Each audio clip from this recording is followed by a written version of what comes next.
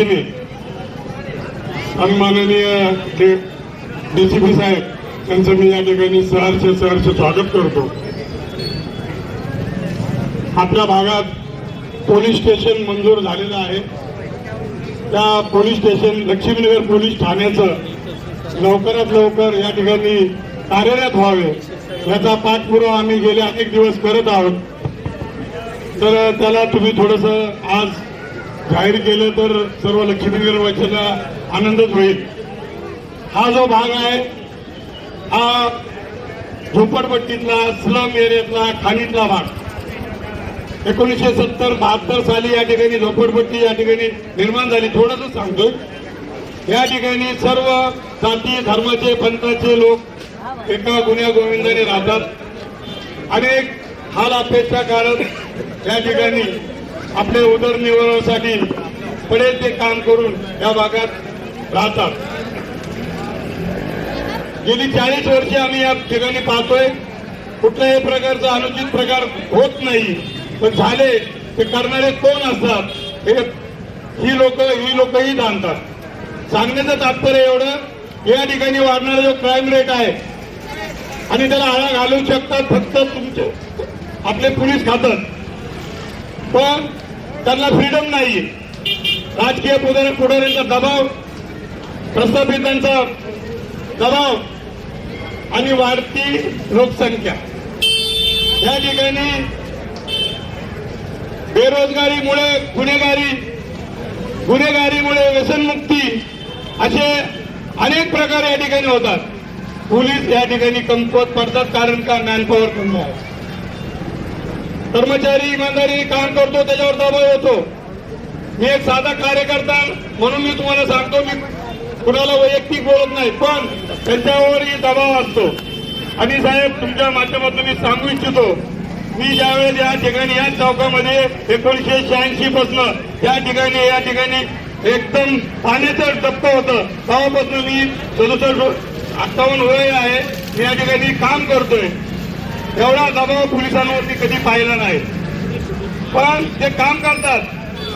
या ठिकाणी दरड कोसळली, 5 इन्व्हेस्टमेंट झाले या ठिकाणी, कुठे नाही ते 3.5 माणसांची एकाच वेळेस मर्डर झाली, पण दंगल कधी झाली नाही।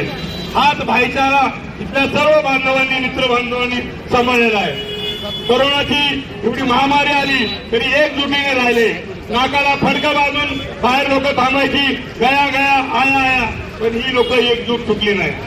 आणि साहेब एकच सांगतो, तुमच्याकडूनच एक शब्द आलेला आहे, एचएम बंद करून टाका साहेब, आणि जो करतो त्याच्यावर कारवाई करा। आम्हाला माहितच नव्हतं हा प्रकारच काय, कोणी नाही। एका शिंदेचं एका शेख संघ भांडणं झालं, त्याला ते ग्राह्य धरा। 4 पुढारी येणार, कोण इकडून आला हिंदूचा, इकडून आला मुस्लिमाचा, संबंधच येत नाही। मुस्लिम, हिंदू, ख्रिश्चन, शीख हे सगळे या ठिकाणी राहतात। आमचं लक्ष्मीनगर असं आहे, या ठिकाणी मंदिर आहे। या लक्ष्मीनगर मंदिरमुळे याला लक्ष्मीनगर नाव पडलेलं आहे। 1972 साली एक झोपडपट्टी मंगळवार पेठेतली या ठिकाणी आली, त्यानंतर राजा बंगल्याकडून एक झोपडपट्टी आली, काही या ठिकाणी बसले, काही या ठिकाणी बसले। आज 12,000 मतदारसंघ असणारा हा वॉर्ड आज 1 लाखावर गेलेला आहे। माणसं बदललेली आहेत, माणसाला बदलायला लावलं या प्रस्थापितांनी। मी तुम्ही काय करू शकत नाही हे मला माहिती आहे, पण विलाज नाही, त्यांना थोडं फ्रीडम द्या। जर मी सुरुवातीला आम्ही काम करत, तुम्ही मागं बागवान साहेबांना मी बोललो, पुढे एक स्टेशन डायरी असायची, मध्यस्थी करणाऱ्याचं नाव पत्ता एंट्री केली जाईल, आज ती नाही। त्यामुळे कुणी येतो रंग लावतो, रंग नकोय, हीच आमची कळकळीची भूमिका आहे। या ठिकाणी बरेच माझे मुस्लिम कार्यकर्ते मित्र पण आहेत आणि ते माझ्याबरोबर कामही केलेले त्यांनी, कधी नव्हते। हे नवीन फॅड झालं।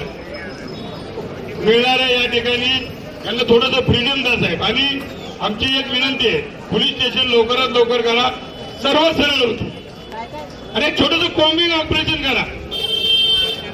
मी तुम्हाला सांगा एवढं मोठं नाही, पण ते तुमच्या आटोक्यात येईल। मी ज्यावेळेस तुमच्याकडे काही शिष्टमंडळ घेऊन आलो, तुम्ही 0 मिनिटात कारवाईला सुरुवात केली, आणि आज आम्ही भेटतोय करतोय। जागा शोधलेली आहे, जागाही उपलब्ध आहे, चौकीपैकी 5 खोल्या आहेत। छोटं सुरुवात तर करा, नंतर कॉर्पोरेशनच्या माध्यमातून एक नागरिकांचा लढा हे करू शकतो.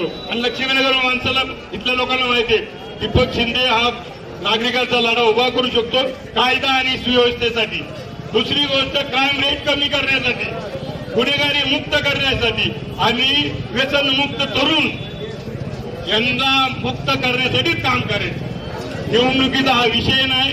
भविष्यात मी कधी निवडणूक लढलो नाही, लढणार नाही. पण माझी पुढची पिढीचं काय, भविष्य काय, कुठल्या समाजाचा असो. लक्ष्मीनगर माझी माणूस उपाशी जागा होतो पण उपाशी मरत नाही. तो रात्री जीवनच झोपतो. ही आमची एकजूट आहे. सर्वात प्रथम आम्ही सर्व धर्म समभावच राहतो. भांडण झाले विसरून जातो. पण त्याला रंग लावतात राजकीय पुढारी, रंग लावतात मताचे लाचारी. हेच विनंती आहे की तुम्ही फक्त हे थोडंसं, आणि साहेब आम्हाला एक विनंती आहे की पोलीस स्टेशन लवकरात लवकर करावं. एवढंच बोलतो, जास्त बोलला असतो तर माफ करा. आणि या ठिकाणी सर्वांचं क्षमा मागतो. मी थोडंसं एक शाल आणि श्रीफळ देऊन सत्कार करतो. नंतर पुढं देवेंद्र शेठ ओझरलेकर, उमेश शेंडगे, राजाभाऊ. ठीक आहे, मी परत मला धन्यवाद.